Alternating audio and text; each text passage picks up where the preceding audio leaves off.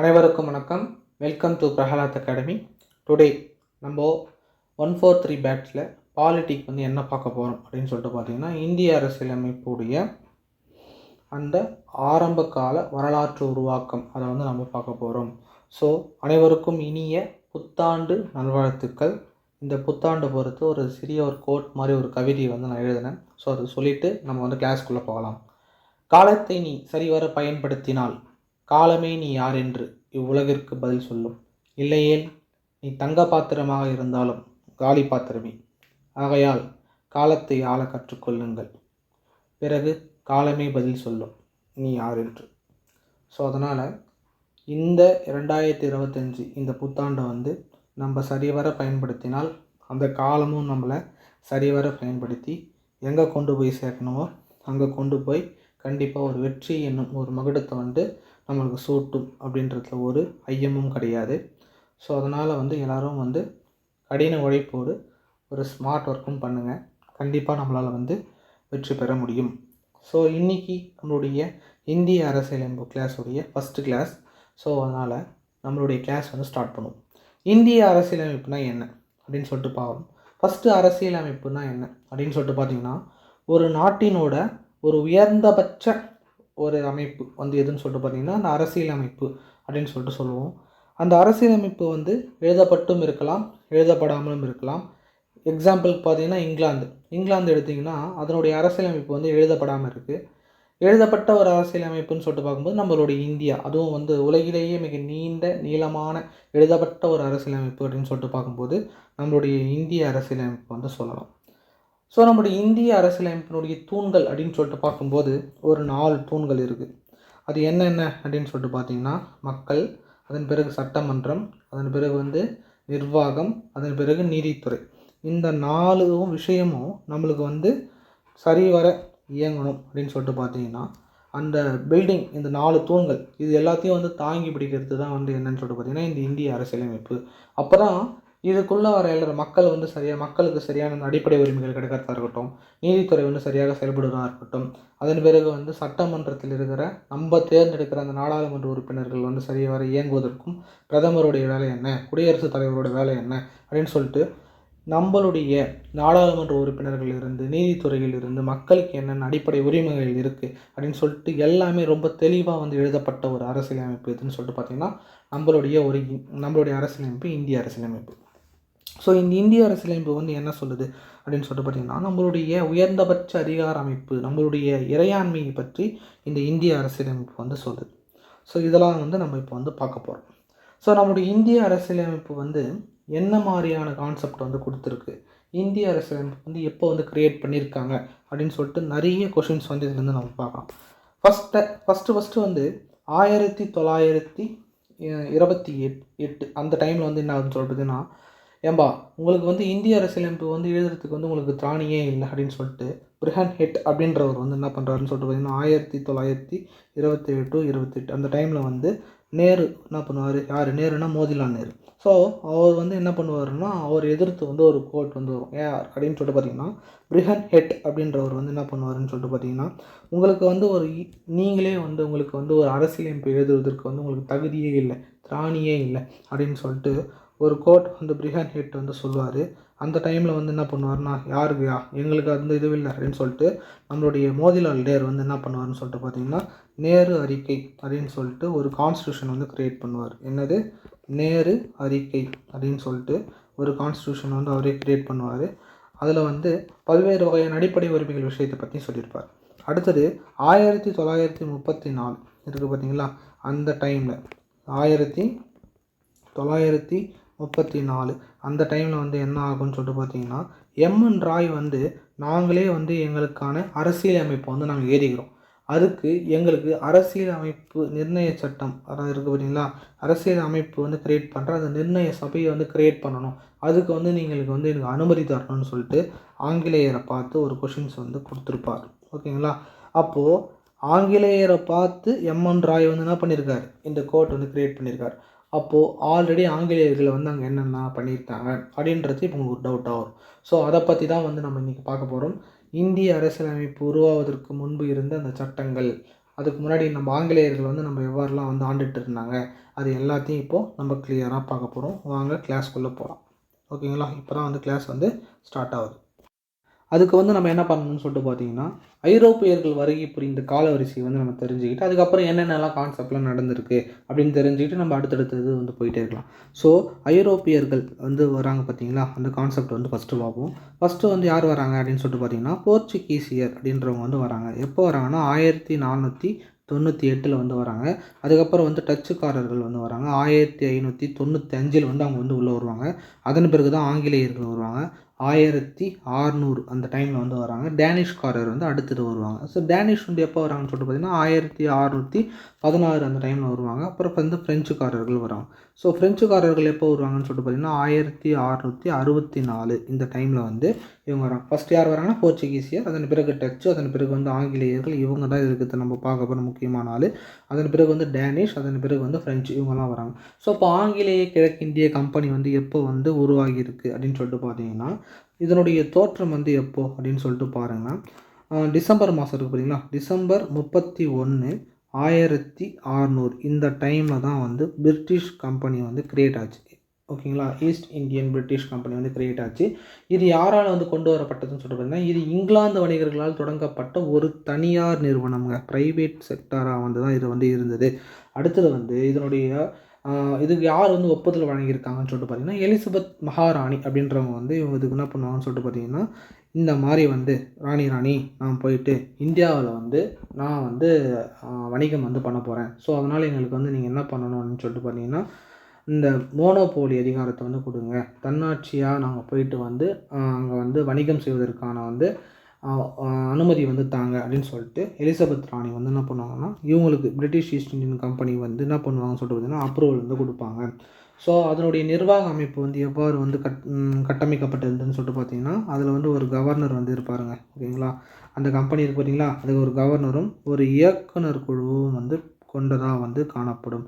அந்த இயக்குனர் குழு முதல் கவர்னராக வந்து யார் இருந்தாருன்னு சொல்லிட்டு பார்த்தீங்கன்னா, தாமஸ் ஸ்மித் அப்படின்றவர் தான் இதனுடைய முதல் கவர்னர் ஜெனரலாக இருப்பாங்க. அந்த இயக்குனர் குழு மொத்தம் 24 பேர் கொண்ட ஒரு இயக்குனர்களை வந்து கொண்ட ஒரு குழுவாக வந்து காணப்பட்டது. ஓகேங்களா? அதன் பிறகு தான் இப்போது நம்மளுடைய ஆங்கிலேய கிழக்கிந்திய கம்பெனி வந்து இந்தியாவில் வந்து வேரூன்றுவதற்கு காரணமாக வந்து என்னென்ன நிகழ்ச்சிகள்லாம் நடந்ததுன்னு சொல்லிட்டு பார்த்தீங்கன்னா, இப்போது இவங்க இருக்காங்க பார்த்தீங்களா, போர்ச்சுகீசியர், டச்சுகர்ஸ், அதுக்கப்புறம் வந்து ஆங்கிலிஷ், அதுக்கப்புறம் வந்து டேனிஷ், அதுக்கப்புறம் வந்து ஃப்ரெஞ்சு. இங்கிலீஷ்ன்றது வந்து நான் இங்கிலீஷில் வந்து அப்படி சொல்லிட்டேன். ஸோ இவங்க எல்லோரும் வந்து என்ன பண்ணுவாங்கன்னு சொல்லிட்டு பார்த்தீங்கன்னா வந்து மதம் பரப்ப வந்து செய்வாங்க. ஆனால் பிரிட்டிஷ் வந்துட்டு என்ன பண்ணணும்னா, மதம் பரப்பாமல் அந்த வணிகம் செய்து நம்ம நாட்டில் இருந்து எல்லாத்தையும் வந்து கொள்ளடிச்சிட்டு போகணும் அப்படின்ற ஒரே காரணத்துக்காக மட்டும்தான் இருப்பாங்க. கிட்டத்தட்ட இவங்க வந்து 1833 அந்த டைமில் தான் வந்து அவங்க மதம் பரப்பவே வந்து ஸ்டார்ட் பண்ணுவாங்க. ஓகேங்களா? ஸோ அந்த மாதிரி சுச்சுவேஷன் வந்து பிரிட்டிஷ் கிட்ட வந்து இருந்தது. மற்றவங்க எல்லாருமே வந்து என்ன பண்ணுவாங்கன்னு சொல்லிட்டு பார்த்தீங்கன்னா, மதம் போய்கிட்டு இருப்பாங்க. அதனால் வந்து அவங்க வந்து ஈஸியாக வந்து நம்மளுடைய இந்தியாவில் வந்து வேறுன்ற வந்து முடியல. அது இல்லாமல் பல்வேறு போர்கள் வந்து நடுவில் வந்து நடைபெறும். என்னென்ன போர்லான்னு சொல்லிட்டு பார்த்தீங்கன்னா, ஃபஸ்ட்டு கர்நாடிக் வார். இந்த ஃபஸ்ட்டு கர்நாடிக் வார் வந்து எப்போ நடந்ததுன்னு சொல்லிட்டு பார்த்தீங்கன்னா, 1746 1748 வரைக்கும் ஃபஸ்ட்டு கர்நாடிக் வார் வந்து நடக்கும். செகண்ட் கர்நாடிக் வார் வந்து எப்போ நடக்கும்னு சொல்லிட்டு பார்த்தீங்கன்னா, 1748 1754 வரைக்கும் வந்து செகண்ட் கர்நாடிக் வார் நடக்கும். ஸோ தேர்ட் கர்நாடிக் வார் வந்து எப்போ நடக்கும்னு சொல்லிட்டு பார்த்தீங்கன்னா, 1756 1763 வரைக்கும் இருக்கும். ஸோ இந்த 3 போர்லேயும் வந்து ஃப்ரெண்ட்ஸ்லாம் வந்து தோற்றுரும். அதன் முன்னாடியே வந்து இந்த போர்ச்சுகீசியர்கள், அதன் பிறகு டச்சுக்காரர்கள், டேனிஷ்காரர்கள்லாம் வந்து வேறு வேறு நோக்கத்துக்காக வந்து பிரிஞ்சு போயிடுவாங்க.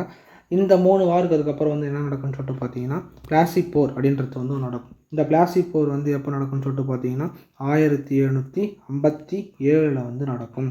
அதன் பிறகு பக்சார் போர் அப்படின்ற ஒரு போர் நடக்கும். இந்த பக்சார் போர் வந்து எப்போ நடக்குதுன்னு சொல்லிட்டு பார்த்தீங்கன்னா, 1764 வந்து நடக்கும். இந்த ஒரு போரின் மூலமாக தான் வந்து ஒரு உடன்படிக்கை வந்து ஏற்படும். அது என்ன உடன்படிக்கை அப்படின்னு சொல்லிட்டு பார்த்தீங்கன்னா, அலகாபாத் உடன்படிக்கை. ஓகேங்களா? இந்த அலகாபாத் உடன்படிக்கையில் 1765 இந்த டைமில் வந்து என்ன நடக்கும்னு சொல்லிட்டு பார்த்தீங்கன்னா, இந்த பக்சார் போரோட முடிவில் வந்து இந்த வங்காளம் எந்தெந்த ஊருன்னு சொல்கிறேன், நோட் பண்ணிக்கோங்க. ஃபஸ்ட்டு வந்து வங்காளம், அதன் பிறகு வந்து பீகார், அப்புறம் வந்து ஒரிசா. இந்த 3 ஊர்லேயும் வந்து என்ன பண்ணுவாங்கன்னா, ஆங்கிலேயர்கள் வந்து திவானி உரிமையை வந்து பெறுவாங்க. அது என்ன சார் திவானி உரிமை அப்படின்னு சொல்லிட்டு பார்த்தீங்கன்னா, அந்த வரி கொடுக்குறாங்க பார்த்தீங்களா, அந்த வரியெல்லாம் வந்து கலெக்ட் பண்ணி அது வந்து அவங்களுக்கு எடுத்துன்னு போய் கொடுப்பாங்க. ஸோ இந்த திவானி உரிமையை வந்து அவங்க வந்து பெறுறாங்க. அப்போ தான் நான் வந்து சொல்லிட்டு பார்த்தீங்கன்னா, இந்த ஆங்கிலேய கிழக்கிந்திய கம்பெனியோடைய ஆட்சி வந்து ஸ்டார்ட் பண்ணுறதுக்கு ஒரு முக்கிய காரணமாக இருக்குது. என்ன நடக்கும்னு சொல்லிட்டு பார்த்தீங்கன்னா, வங்காளத்தில் வந்து இரட்டை ஆட்சி வந்து கேட்பாங்க. ஓகேங்களா, வங்காளத்தில் என்ன நடக்கும்னு சொல்லிட்டுன்னா அந்த வங்காளத்தில் வந்து இரட்டை ஆட்சி அது எப்போ நடக்குதுன்னு சொல்லிட்டு பார்த்தீங்கன்னா 1765 அந்த டைம்லேயே தான். அப்போ ஆனால் வந்து என்ன ஆகுது அப்படின்னு சொல்லிட்டு பார்த்தீங்கன்னா, வங்காளத்தில் நவாப் வந்து ஒரு ஆட்சியாகவும் ஆங்கில கிழக்கிந்திய கம்பெனி இது ரெண்டுமே வந்து இணைந்து என்னது நவாப்போடைய ஆட்சியும் அதன் பிறகு வந்து இங்கிலீஷ் ஆட்சி இது 2 பேரும் இணைந்து வந்து என்ன பண்ணுவாங்கன்னு சொல்லிட்டு பார்த்தீங்கன்னா, அந்த கிழக்கிந்திய கம்பெனி வந்து நடத்திட்டு இருப்பாங்க. இதில் கிழக்கிந்திய கம்பெனிக்கு வந்து என்ன நடக்குதுன்னு சொல்லிட்டு பார்த்தீங்கன்னா, நிதி நிதி அதன் பிறகு வந்து காவல் இந்த 2 உரிமையை வந்து பெறுவாங்க. நவாப்புக்கு வந்து என்ன நடக்கும்னு சொல்லிட்டு பார்த்தீங்கன்னா, வரி வசூல் பண்ணுவாங்க. வரி வசூல் பண்ணி ஆங்கிலேயருக்கு வந்து கொடுப்பாங்க. அதன் பிறகு சட்டம் ஒழுங்கை வந்து பாதுகாக்கும் வேலை வந்து இவங்க 2 பேருக்கும் கொடுக்கப்பட்டது. சட்டம் ஒழுங்கு வேலை வந்து இவங்க 2 பேருக்கும் வந்து கொடுக்கப்பட்டது. ஸோ இதுதான் வந்து வங்காளத்தில் வந்து இரட்டை ஆட்சி அமைவதற்கு காரணமாக இருக்குது. ஆனால் அது காலப்போக்கில் வந்து சரியாக வந்து செயல்படவில்லை. அதுக்கப்புறம் என்ன ஆச்சு அப்படின்னு சொல்லிட்டு பார்த்தீங்கன்னா, இவங்க என்ன பண்ணுறாங்கன்னு சொல்லிட்டு பார்த்தீங்கன்னா, பிரிட்டிஷ் கிழக்கிந்திய கம்பெனி வந்து இங்கிலாந்துக்கு வந்து எங்களுக்கு வந்து பணம்லாம் பத்தலை, என்ன பண்ணுறதுன்னு தெரியல, ஸோ அதனால் வந்து எங்களுக்கு நிதி கொடுங்க. அதுக்கப்புறம் வந்து தேவையில்லாத சில ரீசன்ஸ் எல்லாம் வந்து இங்கிலாந்துக்கு வந்து சொல்லிட்டு இருக்காங்க. அந்த டைமில் தான் வந்து இங்கிலாந்தில் இருக்கிறவங்க வந்து ஆல்ரெடி நீங்கள் வந்து திவானி ரைட்ஸ் பெற அளவுக்கு வந்து உரிமை பெற்றுட்டீங்க, திரும்பி வந்து எங்ககிட்டயே வந்து நிதி கேட்டுட்ருக்கீங்களே அப்படின்னு சொல்லிட்டு அவங்களுக்கு வந்து ஃபஸ்ட்டு வந்து இவங்க மேலே வந்து ஒரு டவுட் வர ஆரம்பிக்குது. அதனால தான் இந்த கிழக்கிந்திய கம்பெனியை வந்து கட்டுப்படுவதற்காக வந்து ஒரு சட்டம் வந்து முதல்ல போடப்பட்டது. அந்த சட்டத்தோட பேர் வந்து என்னன்னு சொல்லிட்டு பார்த்தீங்கன்னா, ரெகுலேட்டிங் ஆக்ட் அப்படின்னு சொல்லுவாங்க. அந்த ரெகுலேட்டிங் ஆக்ட் வந்து எப்போ போடப்பட்டதுன்னு சொல்லிட்டு பார்த்தீங்கன்னா 1773 வந்து போடப்பட்டது. இதுக்கு தமிழில் வந்து என்ன சொல்லுவாங்கன்னு சொல்லிட்டு பார்த்தீங்கன்னா, ஒழுங்குமுறை சட்டம். ஒழுங்குமுறை சட்டம் அப்படின்னு சொல்லிட்டு சொல்லுவாங்க. இந்த ஒழுங்குமுறை சட்டம் வந்து பிரிட்டிஷ் கிழக்கிந்திய கம்பெனியை வந்து ஒழுங்குபடுத்துவதற்காக ஏற்படுத்தப்பட்ட ஒரு முதல் சட்டம். இந்த சட்டத்தை வந்து யார் போடுறாரு அப்படின்னு சொல்லிட்டு ஒரு கொஸ்டின் கேட்பாங்க. இந்த சட்டத்தை யார் போடுறாரு அப்படின்னு சொல்லிட்டு பார்த்தீங்கன்னா, நார்த் பிரபு. யார்? நார்த் பிரபு அப்படின்றவர் தான் முதல்ல வந்து நீ இவங்க பண்ணுறதுலாம் எனக்கு தப்பாகவே தோணிட்டு இருக்குப்பா, ஸோ அதனால் வந்து இவங்களை வந்து நம்ம கண்காணிக்கணுன்றதுக்காக நார்த் பிரபு வந்து ஃபஸ்ட்டு வந்து கிழக்கிந்திய கம்பெனி மேலே இந்த சட்டத்தை வந்து போடுறாரு. அப்போது ஆங்கில கிழக்கிந்திய கம்பெனியை கட்டுப்படுத்துவதற்காக பிரிட்டிஷ் அரசாங்கத்தால் கொண்டு வரப்பட்ட ஒரு முதல் சட்டம் வந்து எது அப்படின்னு சொல்லிட்டு பார்த்தீங்கன்னா, இந்த ரெகுலேட்டிங் ஆக்ட் 1773. ஓகேங்களா, அதுவும் இல்லாமல் இதுதான் வந்து இந்திய அரசியலமைப்பினுடைய ஒரு முதல் படி என்றும் அதன் பிறகு அடிக்கல் என்றும் வந்து இந்த சட்டத்தை தான் வந்து சொல்லுவாங்க. ஓகேங்களா, அடுத்தது வந்து நம்ம பார்க்க போகிறது வந்து என்ன அப்படின்னு சொல்லிட்டு பார்த்தீங்கன்னா,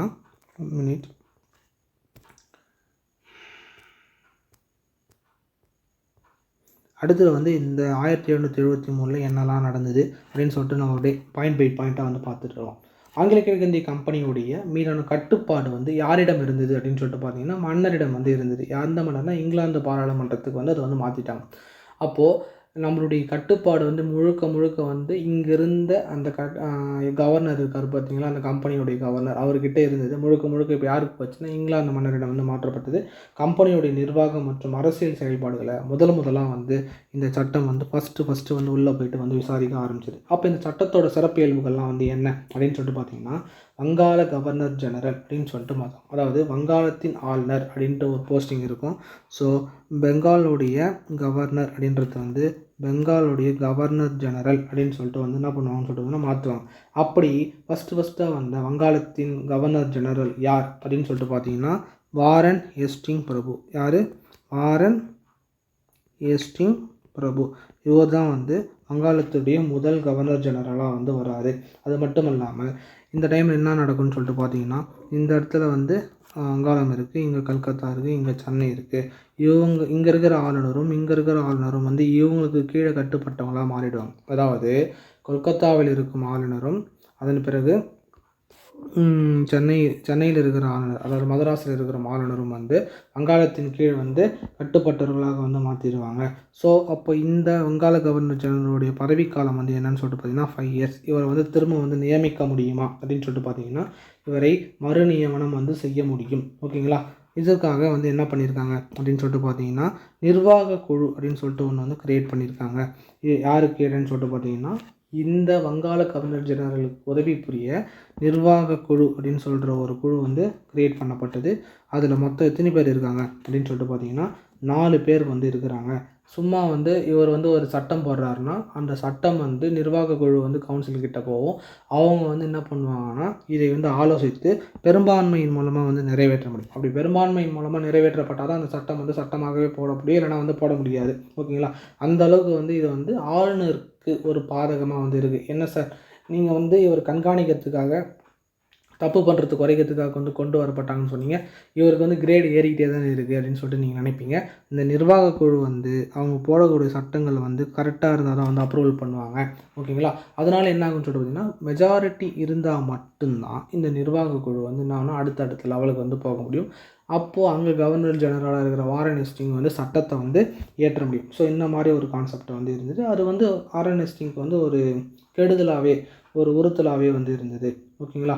சரி, இது இல்லாமல் தலைமை ஆளுநர் அதுக்கப்புறம் வந்து நிர்வாக குழுவிற்கு வந்து என்னென்ன அதிகாரம்லாம் இருந்ததுன்னா போர் இருக்குது பார்த்தீங்களா, இவங்களோட அதிகாரம் வந்து போர், அதன் பிறகு அமைதி உடன்பாடு, இதெல்லாம் வந்து கட்டுப்படுத்தும் உரிமை வந்து அவங்க வந்து பெற்றிருந்தாங்க.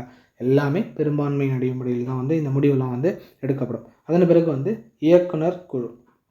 இந்த இயக்குனர் குழு வந்து என்னன்னு சொல்லிட்டு பார்த்தீங்கன்னா ஆங்கிலேய கிழக்கிந்திய கம்பெனியுடைய இயக்குனர் குழுவில் இருக்கிற உறுப்பினர்களுடைய பதவி காலம் வந்து என்னன்னு சொல்லிட்டு பார்த்தீங்கன்னா ஓராண்டிலிருந்து 4 இயர்ஸுக்கு வந்து மாற்றிடுவாங்க. ஃபஸ்ட்டு ஓராண்டிலிருந்து 4 இயர்ஸுக்கு வந்து மாற்றிடுவாங்க. கம்பெனியினுடைய சிவில், இராணுவ மற்றும் வருவாய்த்துறை இது 3 வந்து என்ன பண்ணுவாங்கன்னா யார்கிட்ட இருக்குன்னு சொல்லிட்டு பார்த்தீங்கன்னா பிரிட்டிஷ் அரசுக்கு வந்து இவங்க வந்து ஒவ்வொரு வாட்டியும் வந்து அவங்களுடைய தகவலை வந்து தெரிவிச்சுக்கிட்டே இருக்கணும். ஸோ இந்த மாதிரி கான்செப்ட்லாம் வந்து இவங்கக்கிட்ட வந்து இருந்தது. ஓகேங்களா? அடுத்தது வந்து 1774 வந்து ஒரு உச்ச நீதிமன்றம் வந்து க்ரியேட் பண்ணுறாங்க.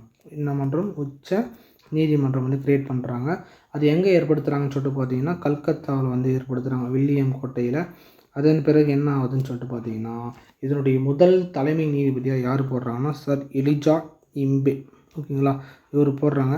அது மட்டும் இல்லாமல் ஒரு 3 பிற நீதிபதிகளும் போடுவாங்க. அது யாருன்னு சொல்லிட்டு பார்த்தீங்கன்னா Stephen Caesar Lemaistre, John Hyde, Robert Chambers அப்படின்னு சொல்லிட்டு ஒரு 3 பேர் கொண்ட ஒரு நீதிபதிகளை வந்து நீதிபதிகளும் தலைமை நீதிபதியாக சார் எலிஜா இம்பேவும் வந்து இருக்கிறாரு. கம்பெனி ஊழியர்கள் வந்து நீதிபதிகளை வந்து என்ன பண்ணுவாங்கன்னா நேரடியாகவோ அல்லது மறைமுகமாகவோ பணம் மற்றும் பரிசு பொருட்கள்லாம் வாங்கக்கூடாதுன்னு சொல்லிட்டு ஒரு வந்து தடை போட்டிருக்கு. அப்போது இதுதான் வந்து 1773 இருக்கிற ரெகுலேட்டிங் ஆக்டோடைய ஃபுல் கான்செப்ட். ஸோ இந்த இதில் வந்து என்ன இருக்குதுன்னு சொல்லிட்டு பார்த்தீங்கன்னா குறைபாடுகள்லாம் என்ன நல்லா இருக்குன்னு சொல்லிட்டு பார்த்தீங்கன்னா தலைமை ஆளுநர் இருக்கார் பார்த்தீங்களா, அவருக்கு வந்து அதிகமான அதிகாரம் வந்து கிடைக்கல ஃபஸ்ட்டு. ரெண்டாவது உச்சபட்ச அதிகாரம் வந்து நிர்வாக குழுவிற்கு வந்து வழங்கப்பட்டது. யாருக்கு வழங்கப்பட்டது? நிர்வாக குழுவிற்கு வந்து வழங்கப்பட்டது. அதன் பிறகு நீதிபதிகளுடைய அதிகாரங்கள் வந்து சரியாக வந்து வரையறுக்கலை. ஸோ இதனால் வந்து நீதிபதிகளும் வந்து சில விஷயத்தில் வந்து ரொம்ப டெப்த்தாக போய்ட்டு வந்து விசாரிக்க முடியல. இந்த சுச்சுவேஷன்லாம் வந்து இந்த 1773 ரெகுலேட்டிங் ஆக்டில் வந்து நடந்தது. ஓகேங்களா? அடுத்து வந்து நம்ம என்ன பார்க்கணும் அப்படின்னு சொல்லிட்டு பார்த்தீங்கன்னா தீர்வை சட்டம். என்னது? தீர்வை சட்டம் அப்படின்னு சொல்லிட்டு ஒரு சட்டம் வந்து போட்டாங்க. அதாவது என்னென்னா செட்டில்மெண்ட் ஆக்ட். இந்த செட்டில்மெண்ட் ஆக்ட் வந்து 1781 வந்து போடப்பட்டது. இது எதுக்காக போடப்பட்டதுன்னு சொல்லிட்டு பார்த்தீங்கன்னா ஒழுங்குமுறை சட்டம் இருக்குது பார்த்தீங்களா, ஸோ அந்த ஒழுங்குமுறை சட்டத்தை வந்து சில சீர்திருத்தங்கள், அதாவது சில திருத்தங்கள் வந்து பண்ணாங்க. ஓகேங்களா? எதுக்காகன்னு சொல்லிட்டு பார்த்தீங்கன்னா கவர்னர் ஜெனரலுக்கு வந்து பதவிகள் அந்த பொசிஷன் வந்து ஃபுல்லாக கொடுக்க முடியல. ஸோ அவருக்கு வந்து நிறைய ப்ராப்ளம்ஸ் இருக்குது. சார் நான் தப்பு தான் பண்ணிட்டேன், ஓகேங்களா, அதனால் வந்து இனிமேல் நான் அந்த தப்புலாம் பண்ணாத மாதிரி பார்த்துக்கிறேன், ஸோ எனக்கு கொஞ்சம் வந்து பார்த்து செய்யுங்களேன் அப்படின்ற மாதிரி வந்து திரும்பியும் அவர் வந்து என்ன பண்ணுறாரு, பெட்டிஷனாக வந்து வாரன் ஹேஸ்டிங்ஸ் பிரபு வந்து இங்கிலாந்துக்கு வந்து போட்டுகிட்டே இருக்கார். அதன் பிறகு என்ன ஆச்சு அப்படின்னு சொல்லிட்டு பார்த்தீங்கன்னா ரெண்டாவது பாயிண்ட் வந்து என்னன்னு சொல்லிட்டு பார்த்தீங்கன்னா கவர்னர் ஜெனரல் மற்றும் அப்புறம் அந்த நிர்வாகத்தை சேர்ந்த குழுவுக்கு வந்து அந்த கல்கத்தா உச்சநீதிமன்றம் இருக்குது பார்த்தீங்களா, அந்த உச்சநீதிமன்றம் விசாரணை வரம்புலேருந்து விலக்கு வந்து கொடுக்கப்பட்டது. ஓகேங்களா? அதுக்கப்புறம் என்ன ஆச்சுன்னு சொல்லிட்டு பார்த்தீங்கன்னா கிழக்கிந்திய கம்பெனியினுடைய பணியாளர்கள் மற்றும் அதனுடைய வரி வருவாய் தொடர்பான எல்லாத்துக்கும் வந்து விலக்கு வந்து அந்த உச்சநீதிமன்றம் வந்து தலையிடக்கூடாது அப்படின்னு சொல்லிட்டு வந்து ஒரு விலக்கு வந்து அளிக்கப்பட்டது. அதுக்கப்புறம் தான் இது ஆகுது. கல்கத்தா உச்சநீதிமன்றம் வந்து கல்கத்தா மாநகர மக்களுக்கு மட்டுமே வந்து இது மேலே வந்து செயல்படும். அப்போது அங்கே இருக்கிற மக்கள் இந்துக்களும் இருக்கிறாங்க, முஸ்லீம்களும் இருக்கிறாங்க. ஸோ அதுக்கு வந்து என்ன பண்ணணும் அப்படின்னு சொல்லிட்டு பார்த்தீங்கன்னா இந்து இருக்காங்கள்ல, ஸோ அந்த இந்துக்கு வந்து இந்து சட்டப்படியும், அதன் பிறகு வந்து முஸ்லீமுக்கு வந்து முஸ்லீம் முகமதிய சட்டப்படியும் வந்து நீங்கள் வந்து விசாரிக்கலாம் அப்படின்னு சொல்லிட்டு அந்த விசாரிக்கும் அதிகாரத்தை வந்து கொடுத்துருக்காங்க. மாகாணங்களிலிருந்து வரும் மேல்முறையீடு மனு அப்படின்னு சொல்லிட்டு இருக்கும். அதாவது எக்ஸ்ட்ரா வந்து இப்போ நம்ம ஹைகோர்ட் இருக்குது. இந்த ஹைகோர்ட்டில் வந்து நம்மளுடைய கேஸ் தோற்று போச்சுன்னா நம்ம சுப்ரீம் கோர்ட் போவோம் பார்த்தீங்களா. ஸோ அந்தமாரி ஒரு சுப்ரீம் அத்தாரிட்டியாக வந்து யார் இருந்தாருன்னு சொல்லிட்டு பார்த்தீங்கன்னா அதன் பிறகு கவர்னர் ஜெனரல் தான் வந்து இருந்தார். ஓகேங்களா. அப்போது அந்த மாதிரியான மனுக்கள் வந்து யார் வந்து விசாரிப்பாருன்னு சொல்லிட்டு பார்த்தீங்கன்னா நம்மளுடைய கவர்னர் ஜெனரல் வந்து விசாரிப்பார். கவர்னர் ஜெனரலுடைய மாகாண மேல்முறையீட்டு நீதிமன்றம் தொடர்பான விதிகளை வந்து உருவாக்கவும் முடியும் அப்படின்னு சொல்லிட்டு ஒரு சட்டத்தை வந்து போடுறாங்க. ஓகேங்களா.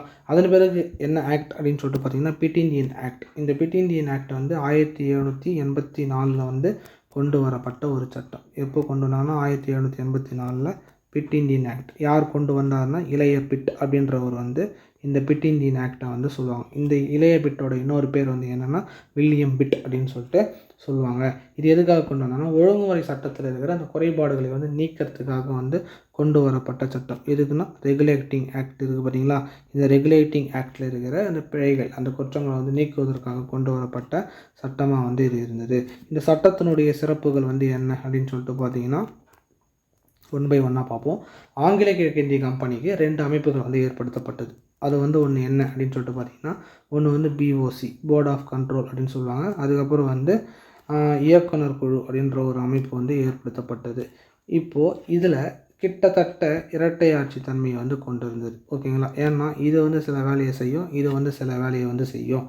ஆங்கிலேய அரசு வந்து கம்பெனி மீது ஒரு உச்ச அதிகாரத்தை வந்து கொண்டு இருந்தது. அதனால் கட்டுப்பாட்டு வாரியம் வந்து என்ன பண்ணணும்னு சொல்லிட்டு பார்த்தீங்கன்னா 2ஆக பிரிக்கப்பட்டு அந்த கட்டுப்பாட்டு வாரியமாகவும் இயக்குனர் குழுவாகவும் வந்து பிரிக்கப்பட்டுச்சா. இந்த கட்டுப்பாட்டோட வாரியத்தோட முக்கியமான வேலைலாம் என்ன அப்படின்னு சொல்லிட்டு பிஓசியோட முக்கியமான வேலைலாம் பார்த்திங்கன்னா ஃபஸ்ட்டு வந்து ஒரு 6 உறுப்பினர்களை வந்து கொண்டு தான் வந்து இருந்தது. இந்த உறுப்பினர்கள் வந்து எதனால் இருந்தாங்கன்னு சொல்லிட்டு பார்த்தீங்கன்னா அரசால் வந்து கவர்மெண்ட்டால் வந்து இங்கிலாந்து கவர்மெண்ட் இருக்காங்களே அவங்களால அப்பாயின்மெண்ட் பண்ணவங்களாம் இருந்தாங்க. கிழக்கிந்திய கம்பெனியினுடைய அரசியல் நடவடிக்கையை வந்து இது வந்து கட்டுப்படுத்துச்சு. அதன் பிறகு கம்பெனியினுடைய பொது நிர்வாகம், அதன் பிறகு வந்து இராணுவம், அதன் பிறகு வந்து வருவாய் நடவடிக்கை, இது 3த்துலேயும் வந்து எது பண்ணுச்சுன்னு சொல்லிட்டுன்னா இந்த கவர்மெண்ட் மூலமாக நிர்ணயிக்கப்பட்ட அந்த போர்ட் ஆஃப் கண்ட்ரோல் கட்டுப்பாட்டு வாரியமானது வந்து பண்ணுச்சு. அதன் பிறகு இயக்குனர் குழு வந்து என்ன, அதனுடைய முக்கியமான வேலை வந்து என்னவா இருந்தது அப்படின்னு சொல்லிட்டு பார்த்தீங்கன்னா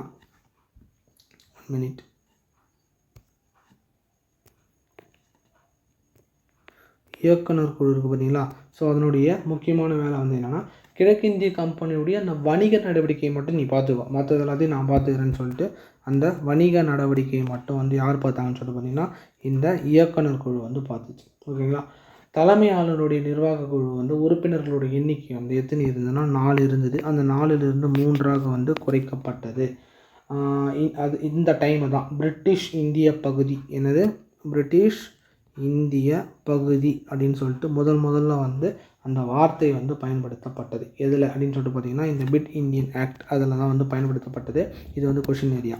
அடுத்தது வந்து நம்ம பார்க்க போகிறது வந்து என்ன அப்படின்னு சொல்லிட்டு பார்த்தீங்கன்னா பிட் இந்திய திருத்த சட்டம் 1786 கொண்டு வரப்பட்ட பிட் இந்திய திருத்த சட்டம் அப்படின்னு சொல்லிட்டு பார்க்கலாம். ஸோ அப்போ இந்த பிட் இந்திய திருத்த சட்டம் வந்து நிர்வாக குழுவுடைய முடிவை வந்து நிராகரிப்பதற்காகவும் தலைமை ஆளுநருக்கு வந்து ஒரு அதிகாரம் வந்து கொடுத்துருப்பாங்க. இந்த நிர்வாக இதுக்கு பார்த்திங்களா அந்த நிர்வாக தலைமை ஆளுநருக்கு வந்து அதிகாரம் வந்து வழங்கப்பட்டது.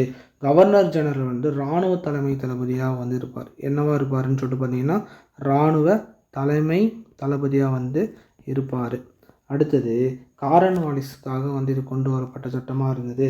ஸோ அதனால் மிகுந்த அதிகாரத்தோடு நியமிக்கப்பட்ட முதல் தலைமை ஆளுநர் வந்து யார் அப்படின்னு சொல்லிட்டு பார்த்தீங்கன்னா காரன்வாலிஸ் பிரபு வந்து சொல்லலாம். ஓகேங்களா. ஸோ இதை வந்து நோட் பண்ணிக்க. அடுத்தது வந்து நம்ம பார்க்க போகிறது வந்து என்னன்னு சொல்லிட்டு பார்த்தீங்கன்னா பட்டய சட்டம் 1793. அப்போது இந்த பட்டய சட்டம் அப்படின்றது வந்து என்னென்னா 20 வருஷத்துக்கு ஒரு வாட்டி 20 வருஷத்துக்கு ஒரு வாட்டி வந்து போட்டுகிட்டே இருப்பாங்க. ஃபஸ்ட்டு நம்ம 1773 பார்த்தோமா, அதோட 20 கோட்னா 1793.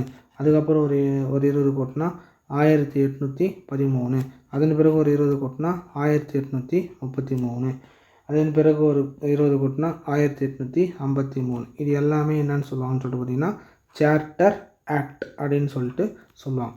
ஸோ இந்த சார்ட்டர் ஆக்ட் அப்படின்றது வந்து என்னன்னு சொல்லிட்டு பார்த்தீங்கன்னா இந்தியாவில் இருக்கிற இந்த பிரிட்டிஷ் இந்திய கம்பெனி வந்து அதை வணிகம் செய்வதற்கு வந்து 20 வருஷமாக வந்து அதனுடைய முற்றுரிமையை வந்து தள்ளி போட்டுட்ருக்கோம். நீங்கள் இப்போ இது வரைக்கும் வணிகம் செய்யுங்க, இந்த கட்டுப்பாட்டோடு வந்து வணிகம் செய்யுங்கன்னு சொல்லிட்டு தள்ளி போட்டுகிட்டே இருக்கும். ஸோ அந்த டீட்டெயில்ஸ் தான் இது அடுத்த இதனுடைய தொடர்ச்சி வீடியோவில் வந்து பார்ப்போம். எதுலேருந்து பார்க்க போகிறோன்னு சொல்லிட்டு பார்த்தீங்கன்னா 1793 ஆக்ட் பட்டய சட்டத்திலிருந்து 1853 இந்த வரையும் பார்த்துட்டு அப்படியே ஒரேடியாக வீடியோ வந்து நான் முடிச்சு கொடுத்துட்றேன். ஓகேங்களா? தேங்க்யூ.